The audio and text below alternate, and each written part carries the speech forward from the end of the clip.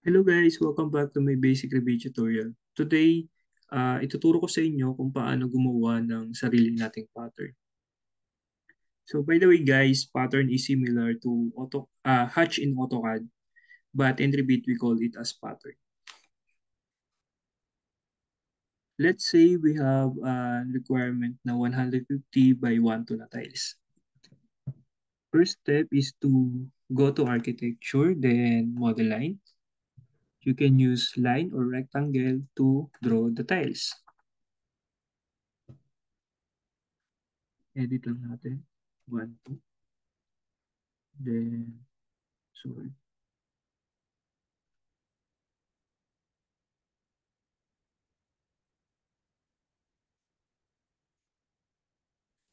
E. Double check.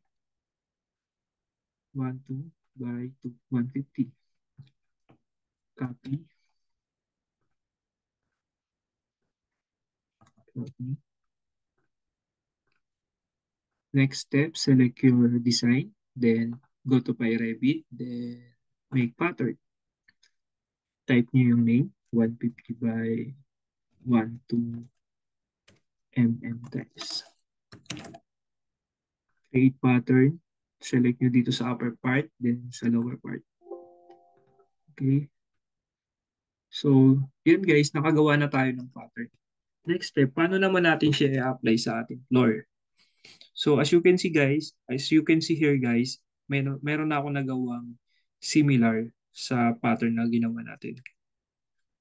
Pero ito kasi, ang nagawa ko is 200 by 1, 2 na tiles. Ang gawin natin, edit natin. I-adapt natin dito yung nagawa nating pattern. Select nyo yung floor, first step. Then go to properties, edit type. And then structure, edit nyo yan. Select ka dito. So, dito sa foreground, naka 200 by 120 tiles. Ito yung previous na nagawa kong tiles. Edit lang natin to. Click nyo lang yan. Then, hanapin nyo yung ginawa nating pattern. Ito. Then, okay. Apply, okay. Okay, apply, okay. So, ito na yung nagawa nating pattern, guys. Paano naman natin i-rotate yung pattern na gawa natin? Minsan kasi, hindi siya naka-align katulad nito. So, kailangan nyo talagang tawag nito, i-rotate yung inyong pattern. So, ganito lang yun guys. Ganito lang gagawin nyo kung gusto nyo i-rotate yung pattern ninyo. Una, select nyo yung floor. Then, click nyo yung tab sa inyong keyboard. Then, select kayo ng horizontal o kaya vertical na linya dyan. Isa lang guys. So, para sa akin, siselect ko yung horizontal na linya. Pagka-select ko, type ko yung RO, click ako ng point dito.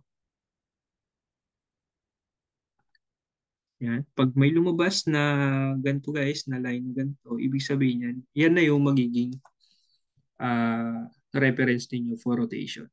So, click ako dito sa right side and then ililipat ko lang pataas. So, kung mapansin nyo, meron na nakalagay na 90 degrees. Ibig sabihin, vertical na yan. So, ayan guys, ganyan lang mag-rotate ng pattern. So, for more